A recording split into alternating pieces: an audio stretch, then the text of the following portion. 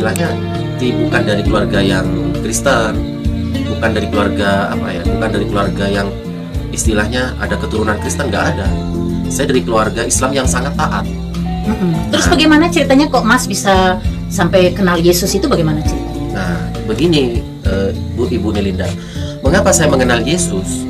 Pertama, saya itu tidak mengenal Yesus siapa dia. Dia bukan Tuhan bagi saya.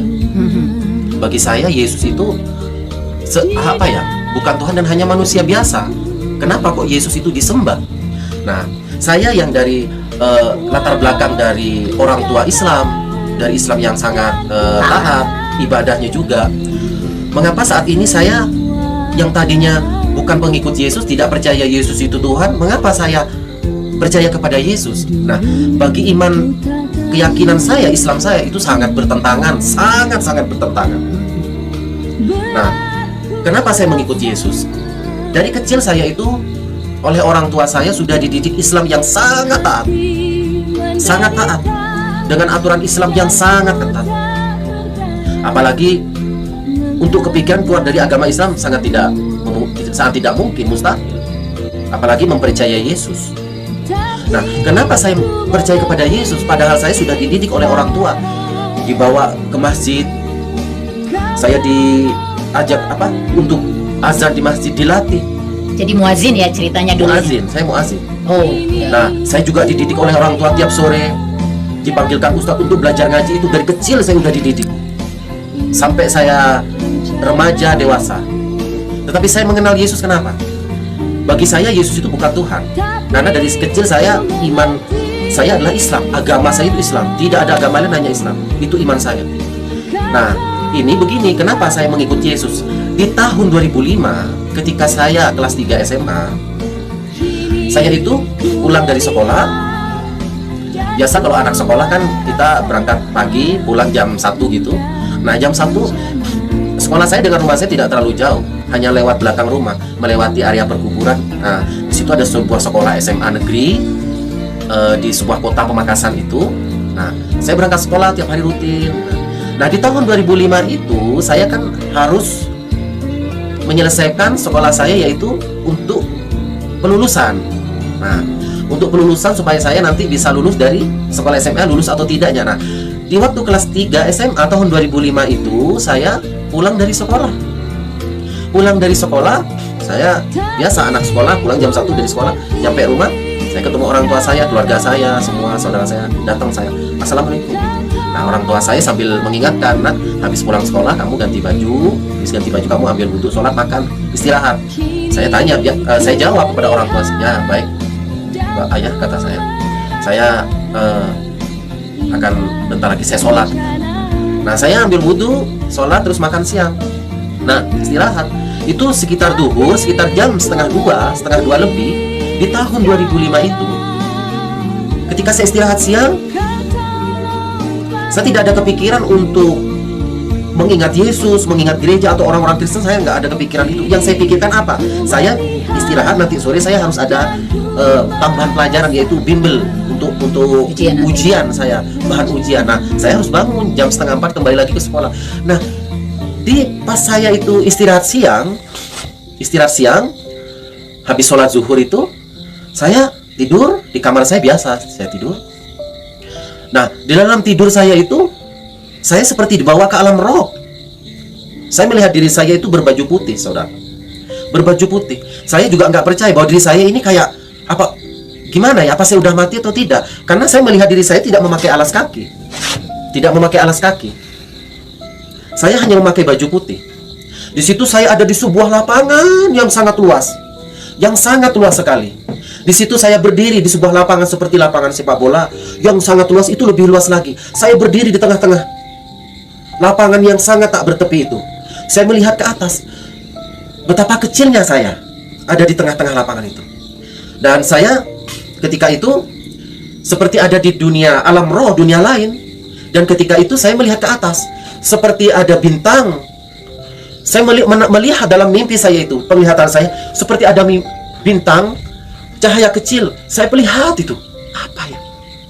Saya lihat dia bertambah besar, saudara. Bertambah besar. Saya pikir itu bintang jatuh atau meteor. Ternyata dia berubah. Dia itu memakai jubah putih, tangannya bercahaya. Dan di sini ada tanda merah. Di sini ada tanda merah. Dan dia datang kepada saya kaget. Siapa engkau? Aku Yesus. Aku Yesus.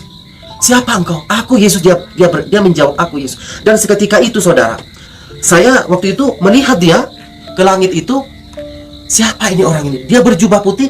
Dan ketika itu lutut saya tiba-tiba di hadapan Yesus itu yang berjubah. Saya berlutut begini. Siapa engkau? Siapa engkau? Kata saya. Aku Yesus. Holik. Dia memanggil nama saya. Dan dia memberikan sebuah gulungan. Sebuah gulungan kitab seperti kertas zaman kuno. Seperti zaman kuno, dia memberikan kepada saya. Itu kertasnya kuno dalam mimpi saya. Dalam penglihatan mimpi saya, kertas itu sangat seperti kitab kuno. Tulisannya pun seperti tulisan kuno. Dia memerintahkan, Holik, letakkan ini di tempat maha tinggi. Saya kaget saudara. Saya kaget. Dia mengatakan, letakkan ini di tempat maha tinggi. Karena saya diperintah dalam tidur alam roh itu. Saya diperintah, lalu saya berdiri. Saya naik ke sebuah tangga. Yang gak bisa kita bayangkan. Itu hanya bisa dilihat dari alam roh, dari iman. Itu seperti ada tangga yang sampai ke langit. Dan di langit itu ada sebuah tempat, yaitu meja. Seperti meja. Dan di dalam meja itu paling atas sendiri. Dan saya meletakkan gulungan kitab itu ke tempat yang paling tinggi. Karena saya diperintah letakkan ini di tempat maha tinggi. Dan sesudah saya letakkan, saya turun kembali dari tangga yang dari langit itu. Saya turun perlahan-lahan. Saya turun. Dan dia berkata kepada saya, ketika saya turun, saya berkata, saya sudah lakukan. Dan dia berkata, Holik, ikutlah aku, jangan takut. Saya di situ menangis, saudara, menangis. Saya berkata, waktu itu saya, astagfirullahaladzim, ini apa? Ini mimpi apa? Saya sampai istighfar. Tidak mungkin saya didatangi Yesus, saya juga gak kenal sama dia. Dan dia berkata, Holik, ikutlah aku, jangan takut.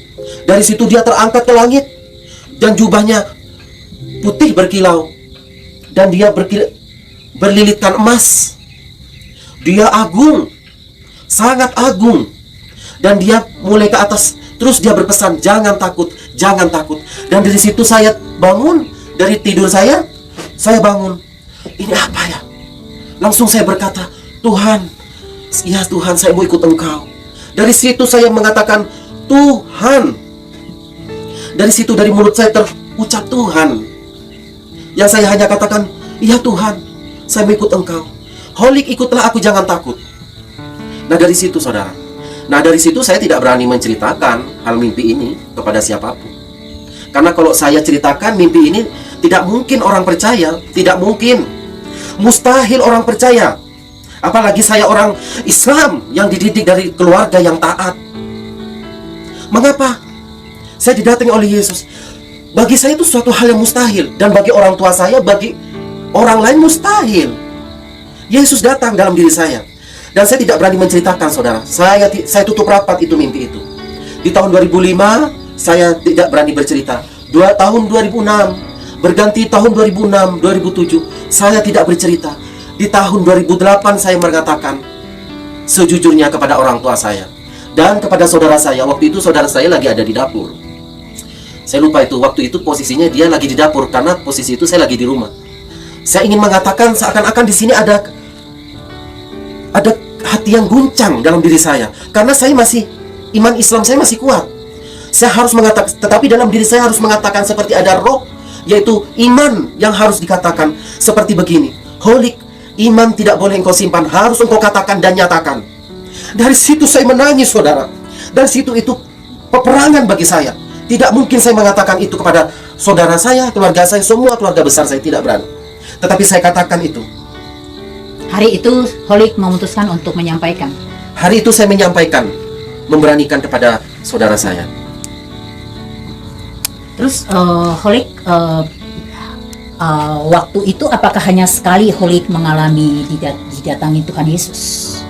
Atau ada lagi yang didatangi Tuhan Yesus? Nah, di tahun 2008 itu saya mengatakan, malahan ayah saya seorang perwira polisi dia. Nah, Dan dia Islamnya sangat taat sekali, ibadahnya sangat taat. Dia Bahkan mengatakan, malah dari keluarganya holik dari garis keras ya. iya, Dari HTI, HTI dan HTI dia. FPI dan sangat HTI. taat ya. HTI, FPI dan HTI. HTI. FPI? HTI. Oh, HTI bukan Iya, FPI. Hizbut Tahrir Indonesia. Oh, HTI ya? Iya. Oh, bukan FPI. Iya, Hizbut Oh, Tahrir HTI, oh, Hizbut Tahrir. Cuma si satu kelompok Iya, sama satu. aja, Hmm. si garis keras. Nah, dari keluarga saya, responnya dari orang tua saya, mereka bukan merespon yang baik. Dia malah mengatakan, Holik, kamu jangan aneh-aneh. Kamu itu Islam. Tidak mungkin Yesus itu, Isa Al-Masih itu datang. Tidak mungkin. Atau kamu mau masuk Kristen? Kalau kamu masuk Kristen, hari ini kamu keluar di rumah ini. Kalau memang kamu jadi orang Kristen, karena mimpimu itu, kamu keluar di rumah ini. Saya ucapkan lagi, saya jujur lagi kepada saudara saya bahwa saya didatangi Yesus. Sama juga, mereka juga menentang. Nah, dari situ saudara, saya katakan itu sesungguhnya tidak ada yang saya tutup-tutupi. Saya katakan bahwa saya didatangi Yesus. Itu mimpi. Tidak mungkin saya, kalau tidak didatangi Yesus, saya mengatakan ini. Tidak mungkin. Buat apa? Sia-sia saudara. Tetapi Yesus yang datang dalam diri saya yang berdosa ini, dia mau menyelamatkan saya. Dan sesudah itu saudara, saya tidak berani menceritakan. Sudah, ya sudah. Dalam hati saya, yang penting kamu, dalam hati saya sudah, kamu yang penting udah memberitahukan bahwa aku datang di dalam hidupmu, Holik. Saya pendam itu. Saya diam saudara di kamar. Tetap saya lakukan sholat, ibadah saya, rutinitas saya, agamawi saya lakukan, agamawi saya terus lakukan. Tetapi dalam agamawi saya, sampai kapan ini? Saya bertanya, Tuhan, sampai kapan saya hidup dalam menutup iman saya kepadamu? Kalau saya menutup iman ini berlama-lama, saya seperti orang munafik. Saya tidak ingin seperti orang munafik, Tuhan. Ketika saya sholat, saya sujud, saya bertanya kepada Tuhan, Tuhan, saya tidak ingin seperti orang munafik. Saya harus menunjukkan bahwa Engkau datang kepada saya. Saya harus mengikuti Engkau, apapun itu yang akan terjadi, saya ikut Engkau. Walaupun saya menderita juga, saya akan ikut Engkau. Dan di tahun 2008 itu, saya ketika berdoa di dalam kamar, saya belum punya kitab Injil, saudara. Belum sama sekali, belum punya kitab Injil. Ke gereja juga gak pernah. Saya memberanikan datang ke sebuah gereja di sebuah kota Pamekasan. Itu nama gerejanya GSPI. Ada sebuah gereja GSPI di sebuah kota Pamekasan. Dan di situ saya pertama itu lewat gitu, lewat depan gereja, balik lagi, kembali lagi, balik sana sini. Jadi saya antara mau masuk atau tidak ke dalam gereja itu. Karena saya nggak pernah masuk gereja, saudara. Makanya saya orang Islam. Saya tuh kalau masuk gereja, bagi saya itu hal yang haram, najis. Sangat najis sekali akidah itu. Sangat bisa-bisa saya jadi apa ya? Malah saya udah jadi kafir itu. Kalau udah masuk ke gereja udah kafir bagi iman saya itu. Saya waktu itu masuk ke gereja, di situ ada pintu gereja lagi buka sedikit, waktu itu hari Minggu. Kebaktian. Lagi memuji Tuhan. Kok gini ya memuji Tuhannya ya. Di situ ada bangku-bangku, ada salib, ada mimbar. Di situ sangat bersorak-sorai di situ. Saya sangat takut. Masuk enggak ya? Nah, ketika itu saya permisi kepada orang gereja, Pak, saya boleh ikut? Ternyata orang gereja langsung merespon, oh boleh. Dia nggak nanya kamu siapa, enggak. Siap, boleh, saya duduk gini, bengong gini. Oh kayak gini ya ibadahnya orang Kristen, kok tepuk tangan kok sukacita ya, kok beda sama saya yang kayak jengkang-jungking, nggak apa ya, sampai ini sholat tiap waktu gini. Nah sampai sholat, sampai terus saya sholat, tapi ibadah memuji Yesus begini, sangat ini sekali, bahagia, terpancar sukacita gitu loh, rasa syukur mereka. Walaupun mereka orang Kristen tuh susah, mereka tetap sukacita, ada kedamaian. Dan setelah itu saya duduk, saya ketemu sesudah ibadah kebaktian ini di gereja ini, saya langsung mengatakan sama hamba Tuhan itu, Pak, saya pengen ada sesuatu yang saya ingin katakan sama Bapak, kalau boleh saya minta izin. Dia bilang, hamba Tuhan itu apa? Saya boleh pinjam Alkitab enggak? Nah, saya bingung juga gimana bawa Alkitab ya. Dan kalau bawa Alkitab mustahil juga ya, nanti bisa-bisa ketahuan keluarga. Bisa habis. Nah, Alkitab itu ketika itu pendeta itu memberikan Alkitab kepada saya. Saya ingat Alkitab yang warna ungu, kulitnya warna ungu bagus. Saya diberi, ini nggak apa-apa, bawa aja. Tapi hati-hati, kata Bapak Pendeta itu, hati-hati bawa Alkitabnya. Yang penting kalau ini buat belajar nggak apa-apa bagi kamu. Saya bilang, Pak, nanti kalau saya udah belajar ini Alkitab saya nanti kembalikan. Oh, nggak usah, pakai aja, bawa aja. Saya senang saudara membawa Alkitab itu. Sangat sukacita sekali. Saya dari rumah ke gereja itu naik sepeda ontel, pakai sandal jepit, pakai sepeda ontel. Sepeda saya taruh itu, saking ketakutan saya. Taruh di mana, Mas? Taruh di dalam sini, di dalam perut. Oh. Di dalam perut. Nah, di dalam perut. Dalam baju ya? Iya.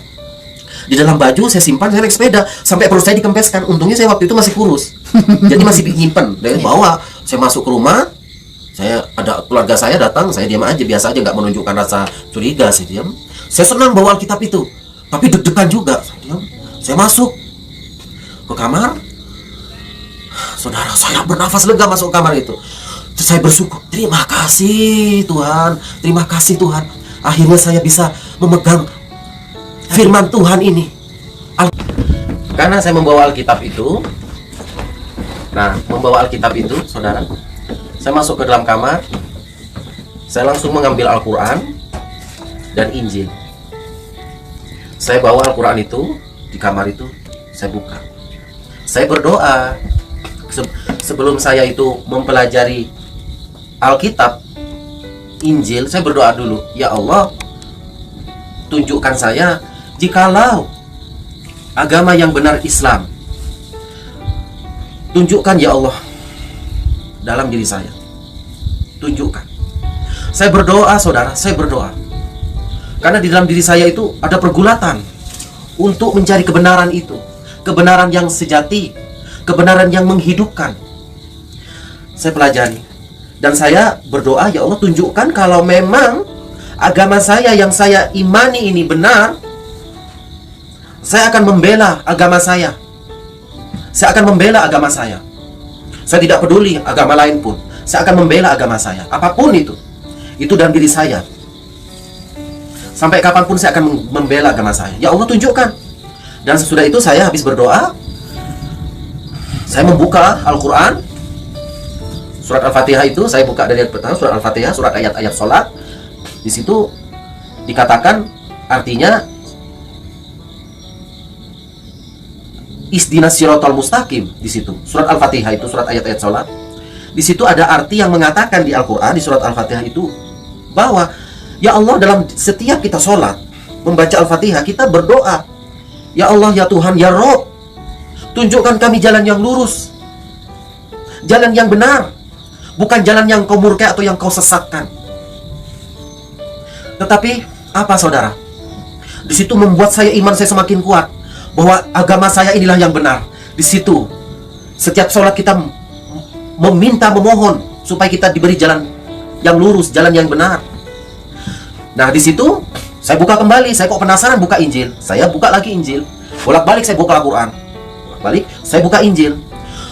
Dan saya buka Injil, mulai di pertama saya buka itu, kok nama-namanya ini kok nama-nama kayak Yus gitu ya, Matius, Markus, Lukas, Yohanes, kisah para rasul, Roma, segala macam itu.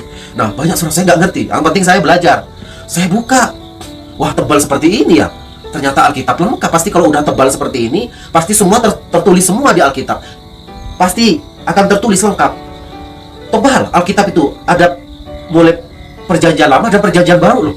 Wow, perjanjian lama itu para nabi diceritakan di situ, perjanjian baru. Dan sesudah itu, saudara, saya membuka Al-Fatihah, saya membuka Alkitab, saya buka perjanjian baru. Saya buka, ketemu sana, saya Yohanes. Nama saya seorang Islam dulu, saya buka, asal buka aja, namanya kita belajar mencari kebenaran. Saya buka Yohanes. Di situ dikatakan, saudara. Di situ dikatakan di Yohanes, saya kaget. Aku dan Bapa adalah satu. Aku dan Bapa adalah satu. Siapa Bapa itu? Allah sendiri. Yesus berkata, aku dan Bapa adalah satu. Saya buka, bro. Bukannya Tuhan itu tidak beranak? Bukannya Tuhan itu tidak diperanakan dalam surat Al-Falaq? Qul huwallahu ahad, Allahu samad, lam yalid wa lam yulad wa lam yakul lahu kufuwan ahad. Allah itu tidak beranak dan tidak diperanakan. Saya buka. Tetapi apa di Yohanes dikatakan? Aku dan Bapa adalah satu. Barang siapa yang tidak percaya kepada anak, dia tidak memiliki Bapa. Dan barang siapa yang tidak percaya kepada Bapa, dia tidak memiliki anak. Nah itu, saudara. Saya buka lagi. Wah. Terus saya buka di Yohanes, di ayat lain dikatakan, akulah jalan. Saya kaget. Yohanes, akulah jalan. Akulah jalan kebenaran dan hidup. Tidak ada seorang pun dapat sampai kepada Bapa, kepada Allah, kalau tidak melalui aku. Tidak ada seorang pun, mau Nabi Musa, mau Nabi siapa, mau Nabi ini, ya. Tidak bisa, saudara. Di situ Yesus mengatakan, akulah jalan. Jadi ketika saya membuka surat Al-Fatihah, ketika saya sholat, membaca arti, di situ, ya Allah tunjukkan kami jalan yang lurus, jalan yang benar, bukan jalan yang kau sesatkan. Tetapi di situ dikatakan, Yesus berkata, akulah jalan. Ingat, akulah jalan. Di situ saudara, saya langsung bersujud. Ya Yesus, benar engkau Tuhan, kau berkata dalam mimpi saya, berkata, benar engkau Tuhan datang kepada saya, bahwa engkau mengatakan kepada saya, ikutlah Holik, jangan takut, aku Yesus sang penyelamatmu. Ketika itu saudara, saya bersujud di kamar saya bersujud. Ampuni saya Yesus, yang selama ini saya belum mengakui engkau sebagai Tuhan. Saya nangis saudara. Saya tidak main-main. Bahwa di dalam setiap saya beribadah, itu suatu kesia-siaan. Tidak mungkin kita beribadah kita langsung masuk ke dalam surga. Apapun perbuatan baik kita tidak menjamin, saudara. Ketika saya mengenal Yesus, bahwa akulah jalan kebenaran, saya bersujud di dalam kamar itu. Ya Tuhan, apapun saya akan ikut Engkau. Saya akan ikut Engkau, bahwa Engkau adalah jalan kebenaran itu. Dan di situ Yesus mengatakan, aku dan Bapa adalah satu. Sebab barang siapa yang melihat aku, dia telah melihat Bapa. Jadi kalau begitu saudara, Yesus adalah Tuhan sendiri. Yesus adalah Allah yang menjelma menjadi manusia. Tuhan sang pencipta, Allah sang pencipta sendiri, menciptakan manusia, ribuan manusia, hewan, dan segala isinya alam dunia ini. Dia maha agung. Apalagi dia menjadi manusia.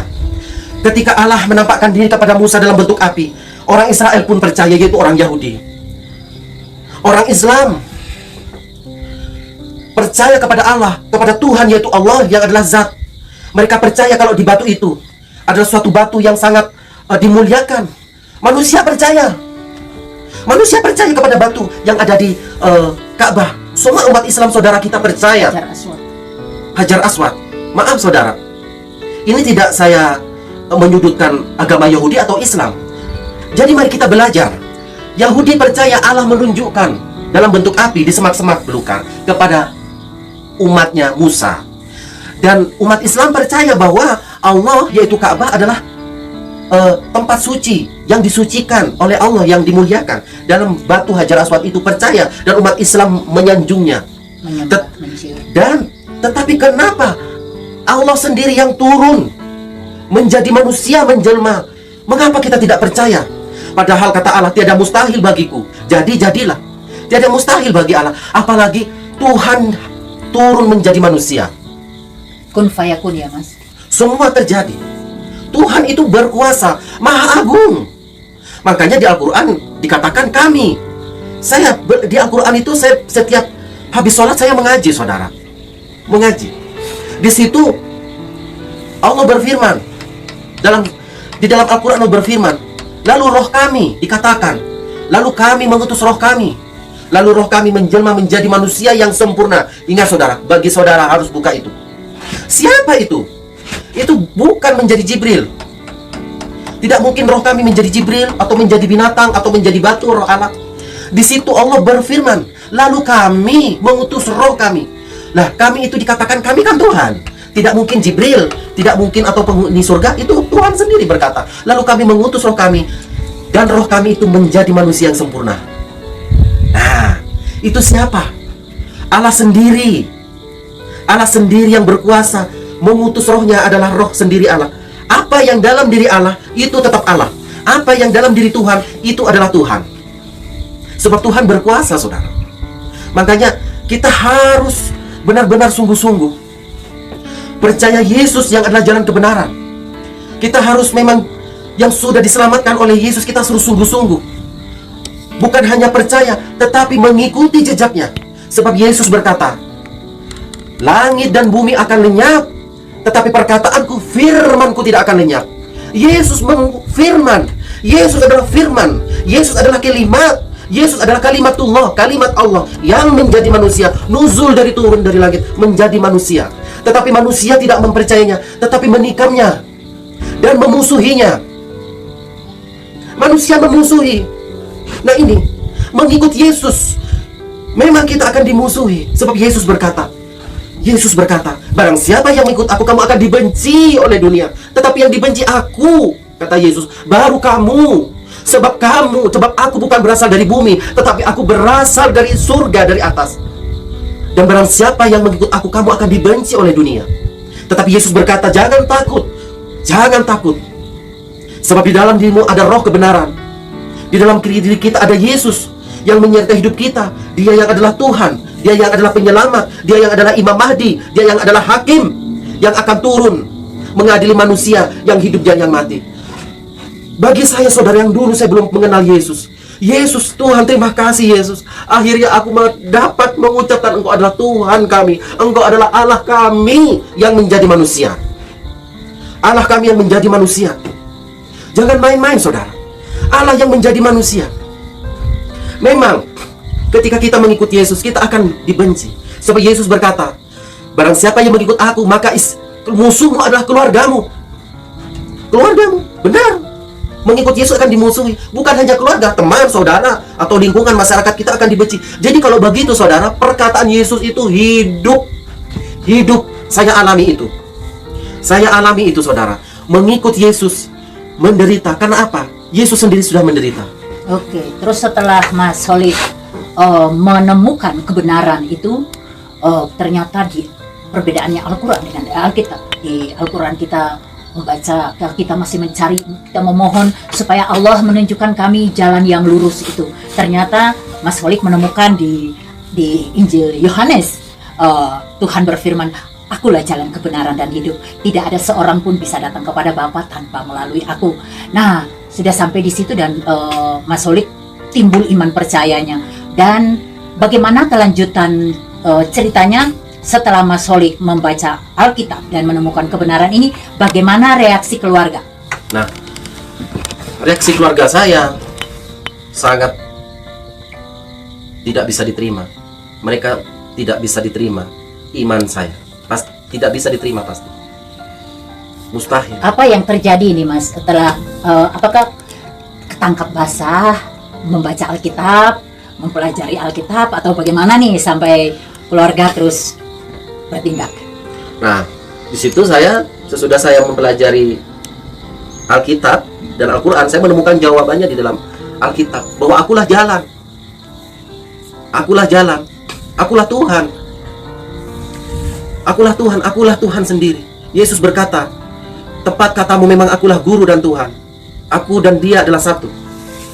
Nah, ketika saya dalam diri saya sudah menemukan Yesus yang adalah jawaban saya, yang tadi saya membaca surat Al-Fatihah itu, saya simpan lagi itu.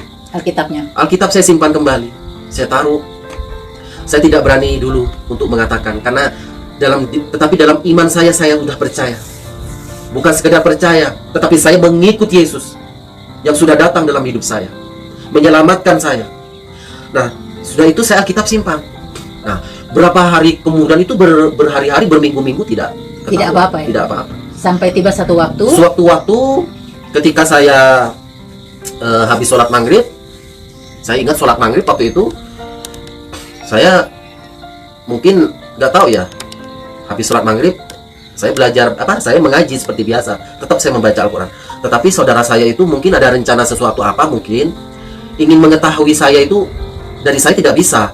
Tetapi mereka langsung secara sembunyi-sembunyi secara menyelidiki secara sembunyi-sembunyi menyelidiki. Mereka tanpa sepengetahuan saya masuk ke kamar saya. Masuk ke kamar saya, dia menemukan abrik semua, atas lemari saya, tempat tidur saya. Saya kaget, ada apa? Ternyata mereka menemukan Alkitab. Alkitab mereka temukan. Lalu apa yang terjadi? Sesudah mereka menemukan Alkitab, saya kaget. Aduh, mana ya? Mereka menemukan. Lalu apa yang terjadi? Dari situlah saudara saya langsung melakukan penganiayaan kepada saya. Langsung saya ditampar, saya dipukul di situ oleh saudara saya. Saya dihakimi, saudara. Dihakimi saya seperti penjahat. Karena menemukan Alkitab, bukan menemukan narkoba. Berapa orang atau yang menemukan memukul? apa? Menemukan Alkitab. Berapa orang yang kakak yang menghajar Mas Holik ini? Menghajar saya, kalau nggak salah di situ saya ingat 5 di situ. 5 membawa Alkitab, saya langsung dibakar di depan mata saya. Saya dipegangin, saudara. Saya dipegang. Dipukul. Saya dipegang saya. Karena saya ingin menyelamatkan Alkitab saya, tetapi saya nggak bisa. Tak berdaya saya. Langsung saya dihajar. Dibakarlah Alkitab itu. Mereka dengan senang dan bahagianya membakar Alkitab. Jadi kebencian mereka akhirnya terlampiaskan membakar Alkitab di depan mata saya. Tetapi hati saya ada pengampunan. Karena saya sudah mengenal Yesus. Saya sudah mengenal Yesus dalam diri saya, meskipun saya waktu itu belum Kristen. Saya sudah mengenal Yesus, sudah ada hati mengampuni, mengasihi. Yesus sudah mengajarkan saya. Saya diam, saya tidak berani. Alkitab itu dibakar, yang penting mereka puas, ya sudah, silakan itu bakar. Nah dari situ saudara, saya diam. Saya diam dalam keadaan yang sangat mencekam. Tengah malam itu sampai saya tidak bisa tidur karena ketakutan iman saya. Bagaimana saya ini nanti, karena mereka udah tahu bahwa di dalam kamar saya itu ada Alkitab, ya sudah. Nah dari situ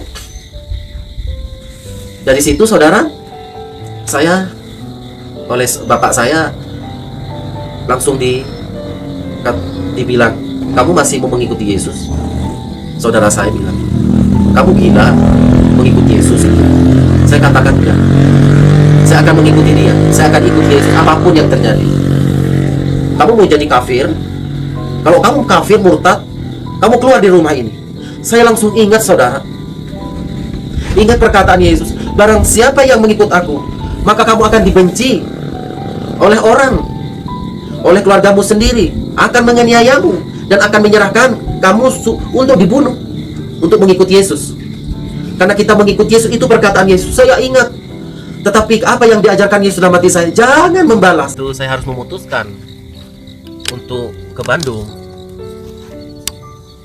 Mengira keluarga saya, saudara saya, kakak saya, orang tua saya, mereka berpikir supaya saya di Bandung mendapat pekerjaan yang layak dan iman saya kepada Kristus supaya luntur. Jadi keinginan keluarga saya supaya saya pergi ke Bandung untuk mendapatkan pekerjaan yang lebih enak, dan iman saya, percaya saya kepada Yesus supaya luntur. Nah, karena ada saudara saya di Bandung. Nah, tetapi itu tidak membuat iman saya kepada Yesus mundur, saudara. Karena iman itu yang di dalam diri saya udah termaterai. Gak bisa. Mungkin saudara saya mengatakan, kamu masuk Kristen itu ada yang menukar dengan duniawi, menukar dengan harta, dengan keenakan, fasilitas. Tidak ada namanya mengikut Yesus ditukar Indomie, ditukar uang. Tidak ada, saudara. Saya mengikuti Yesus karena saya percaya kepada dia, karena dialah jalan keselamatan. Saya menemukan keselamatan yang sejati di dalam Yesus itu. Yesus Al-Masih. Saya yang dulunya anggap dia manusia biasa, ternyata dia Tuhan sendiri yang menjadi manusia, menyelamatkan saya, mati di atas kayu salib, disalibkan, wafat, dikuburkan, pada hari ketiga dia bangkit. Maka benar dalam Al-Quran, hai Isa, engkau menjadi orang yang diberkati di mana engkau berada. Di saat lahirmu, kematianmu, dan kau akan dibangkitkan. Tuh, Al-Quran saja di surat Maryam mengatakan, hai Isa, hari-hari engkau akan diberkati, menjadi orang yang diberkati kemana engkau berada. Dan engkau akan dilahirkan, dimatikan, dan dibangkitkan. Jadi benar, saudara. Jadi benar seperti Yesus. Aku datang ke dunia, dia mati, disalibkan, lalu dia bangkit pada hari ketiga. Itu, saudara. Tetapi orang kok tidak mengerti. Saya sama dulu tidak mengerti. Tidak mungkin Yesus itu dimati, disalib. Tidak mungkin. Isa itu diserupakan dengan siapa? Siapa saksinya? Tidak ada. Tetapi Yesus mengatakan, aku hari ini akan diserahkan ke tangan pendurhaka, tetapi pada hari ketiga aku akan bangkit. Yesus mengatakan begitu, saudara. Aku akan bangkit pada hari ketiga. Kalau Yesus tidak mengatakan pasti Yesus itu pendusta dan berbohong. Tetapi Yesus mengatakan pada hari ketiga, Yesus sendiri mengatakan, aku akan bangkit pada hari ketiga. Memang saudara, ketika dia disalibkan memang tidak berdaya. Nah, jadi iman percaya saya kepada Yesus waktu saya di keluarga saya, di kakak saya yang tentara, membuat saya mungkin dia bisa membuat iman saya luntur kepada Tuhan. Tapi tidak bisa. Nah, pada esokan harinya kakak saya menelpon kepada bapak saya di Madura. Bapak saya langsung mengatakan, kalau memang Holik itu masih Kristen, usir saja. Kalau tidak mau pergi, jebloskan saja ke penjara. Atau paling tidak saya diasingkan. Itu ancaman saya. Dan ancaman bukan ancaman itu, saudara. Ancaman saya apa? Saya dicoret dari keluarga, tidak mendapat warisan. Dan saya akan dianggap mati kalau saya tetap mengikut Yesus. Itu yang dikatakan oleh orang tua saya. Dan itu dilakukan. Dan itu pun dilaksanakan oleh kakak saya. Dan kakak saya apa? Pada hari Senin itu ketika pagi, langsung dia mengatakan, pergi kamu dari sini. Angkat tasmu kalau kamu masih tetap mengikuti Yesus. Saya katakan, kakak, Holik akan tetap mengikuti Yesus sampai ditutup tanah pun saya tidak akan menyangkal dia. Saya pergi, saudara, dalam keadaan damai. Saya tidak memikirkan harta. Saya tidak memikirkan apa dalam diri saya punya uang atau tidak. Itu yang harus ingat. Saya tidak ditukar oleh dunia. Dari situ, saudara, Tuhan menolong saya. Ketika itu saya keluar dari rumah, saya seperti orang gelandangan. Tetapi dalam keadaan saya seperti itu, saya tetap berdoa, Tuhan, terima kasih Tuhan, aku yang berdosa ini Engkau selamatkan, dan boleh mengikut salib-Mu ini. Boleh mengikut salib. Ada sukacita, ada rasa syukur. Bukan karena ekonomi, kekurangan makan atau apa. Mengikut Yesus saya bersyukur. Saya tidak membawa apa-apa, tetapi ketika saya keluar dari rumah itu, saya bekerja jual gorengan. Bagi saya tidak jadi masalah, karena saya membawa iman.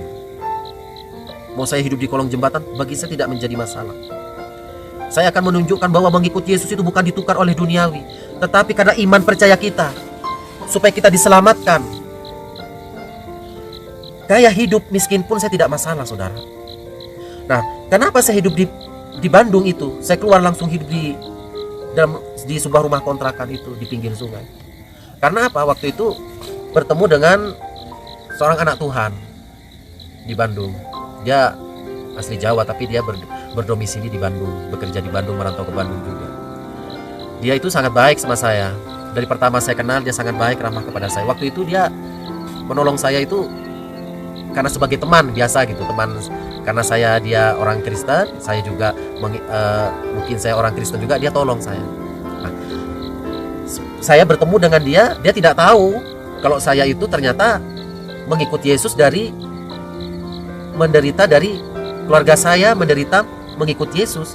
Dia tidak tahu kalau saya dari Madura merantau ke Bandung, ikut saudara juga dianiaya, saya diusir. Dia tidak tahu, saudara, tidak tahu. Tetapi pada suatu saat saya ceritakan kepada kakak angkat saya ini, dia bertanya. Saya katakan bahwa saya dari Madura datang ke sini ikut saudara, tapi saya mengikuti Yesus, saya begini, menderita ikut Yesus. Jadi saya katakan bahwa saya tidak ada tempat tinggal. Lalu, tetapi pada hari pertama itu saya bilang saya nggak tinggal di rumah saudara angkat saya, karena kita obrolan biasa.